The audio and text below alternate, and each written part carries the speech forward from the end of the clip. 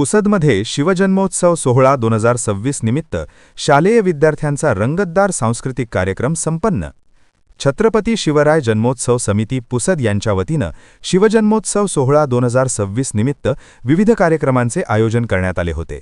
त्या अंतर्गत दिनांक 17 फेब्रुवारी 2026 रोजी शालेय विद्यार्थ्यांचा भव्य सांस्कृतिक कार्यक्रम उत्साहात पार पडला। कार्यक्रमाला श्रीमती संगीता संजय जाधव वडते, संचालक युवक मंडळ पुसद तथा संस्थाचालक MPN English medium school Pusad या प्रमुख उपस्थित होत्या। उद्घाटक म्हणून अनिता काकू नाईक यांची उपस्थिती लाभली। तसेच प्रमुख पाहुण्या म्हणून नगरसेविका दीपाली जाधव, अश्विनी जिल्हेवार, अश्विनी चोंढीकर, वृषाली नाईक, पल्लवी देशमुख आणि पीएसआय सोनाली कदम यांनी उपस्थित राहून विद्यार्थ्यांचे कौतुक केले। विद्यार्थ्यांनी देशभक्तीपर नृत्य, गीत, नाटिका आणि शिवचरित्रावर आधारित सादरीकरणातून उपस्थितांची मने जिंकली। डोळ्यांचे पारणे फेडणारा हा सांस्कृतिक कार्यक्रम मोठ्या संख्येने उपस्थित शिवभक्तांच्या उत्स्फूर्त प्रतिसादात संपन्न झाला। ओम बोलल्याने मनाला शांती मिळते, साई बोलल्याने मनाला शक्ती मिळते, राम बोलल्याने पाप मुक्ती मिळते, जय शिवराय बोलल्याने आम्हाला 100 वाघाची ताकद मिळते। ज्या मातेने सिंह घडवला, ज्या भूमीने स्वराज्य घडवलं आणि ज्या राजाने माणुसकीला सिंहासनावर बसवलं, तो म्हणजे आपल्या सर्वांच्या हृदयाचा अधिपती छत्रपती शिवाजी महाराज। आदरणीय उपस्थित मान्यवर, शिवप्रेमी बंधू भगिनींनो आणि माझ्या मातृशक्तींनो, आज मी इथे अध्यक्ष म्हणून उभी आहे, पण खरं सांगायचं तर मी एक खूप सामान्य स्त्री आहे। शिवरायांसारख्या युगपुरुषांवर बोलण्याची माझी पात्रता तर नक्कीच नाही, पण माझं भाग्य मोठं आहे की मला या शिवपर्वात त्यांच्या चरणी 2 शब्द अर्पण करण्याची संधी मिळाली। कारण शिवाजी महाराज हे फक्त इतिहासात नाहीत, ते श्वासात आहेत, रक्तात आहेत आणि स्वाभिमानात आहेत। जिजाऊंच्या संस्कारातून घडलेला शिवबा, राजमाता जिजाऊंनी शिवबाला फक्त तलवार चालवायला शिकवलं नाही, तर न्याय, धर्म, स्त्री सन्मान आणि स्वराज्याचं स्वप्न मनात रुजवलं। लहान शिवबा आईजवळ बसून रामायण महाभारत ऐकत होतं। तिथेच एक मातेनं राजाला नाही तर एका राष्ट्रपुरुषाला जन्म दिला होता आणि घडवलं होतं। ज्या घरात जिजाऊसारखी आई असते त्या घरात शिवराय जन्माला येतात। आज प्रत्येक आईने विचार करावा, आपण आपल्या मुलांना काय देतोय? मोबाईल देतोय की मूल्य देतोय? शिवबांचं वय फक्त 16 वर्ष। 16 वर्षाचा मुलगा, पण स्वप्न हिंदवी स्वराज्याचे। या वयात आजची मुलं करिअर ठरवतात आणि शिवबा राष्ट्राचं भविष्य घडवत होते। तोरणा किल्ला जिंकताना फक्त किल्ला जिंकला नाही, तर गुलामगिरीच्या मानसिकतेवर पहिला प्रहार केला। वयाने लहान असले तरी विचारांनी विराट असाल तर इतिहास तुमच्यासारख्यांच्या नावाने नक्कीच लिहिला जातो। शिवरायांचा खरा तेज मित्रांनो आणि भगिनींनो, शिवाजी महाराजांची सर्वात मोठी ओळख काय आहे? फक्त पराक्रम? नक्कीच नाही। फक्त युद्ध? तेही नाही। त्यांची खरी ओळख होती स्त्री सन्मान।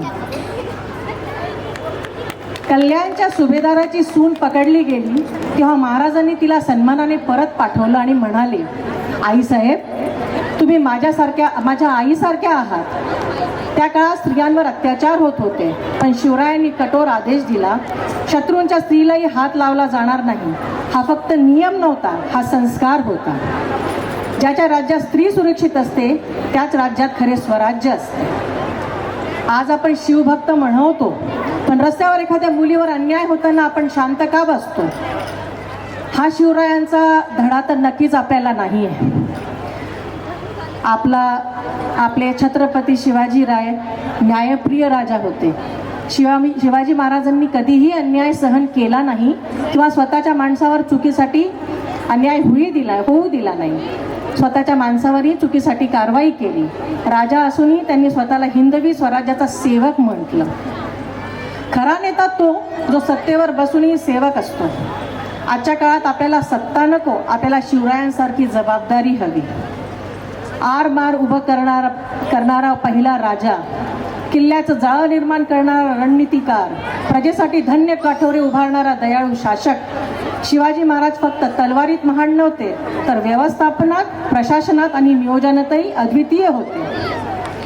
ध्येय तलवारीत असतं, पण विजय बुद्धीत असतं. माझ्या शिवप्रेमी बंधू भगिनींनो, शिवाजी महाराज म्हणजे फक्त जयघोष नाही, शिवाजी महाराज म्हणजे आचरण. जय भवानी जय शिवाजी म्हणणं सोपं आहे, पण जिजाऊंचे संस्कार जगणं कठीण आहे. जर खरंच शिवजयांना अभिवादन करायचं असेल तर प्रत्येक मुलीला बहिणीचा सन्मान द्या, प्रत्येक आईला जिजाऊ समजा आणि प्रत्येक अन्यायाविरुद्ध उभे राहा. आयुष्याचा कर्ता कर्म आणि क्रियापद फक्त एकच, छत्रपती श्रीमंत छत्रपती शिवाजी महाराज. अंत नाही, अनंत आहे. छत्रपती नावाचं वादळ युगेनुयुगे जिवंत आहे. हवेत झेप घ्यायची असेल तर पक्षासारखं बळ हवं, दरीत झेप घ्यायची असेल तर आकाश एवढं धाडस हवं, पाण्यात उडी घ्यायची असेल तर माशासारखी कला हवी आणि साम्राज्य निर्माण करायचं असेल तर शिवबाचंच काळीज हवं. तर चला आज प्रत्येक अन्यायाविरुद्ध उभे राहा. चला आज इथून एक संकल्प करूया. स्त्री सन्मान राखू, अन्यायाविरुद्ध लढू, स्वाभिमानाने जगू. कारण जोपर्यंत महाराष्ट्रात शिवभक्तांची छाती धडधडते तोपर्यंत स्वराज्याची ज्योत कधीही विझणार नाही. तर चला सर्वजण एकदा आपल्या छत्रपती महाराजांना त्रिवार वंदन करून जोरात एकदा बोलूया. जय भवानी जय शिवाजी, जय भवानी जय भवानी. धन्यवाद.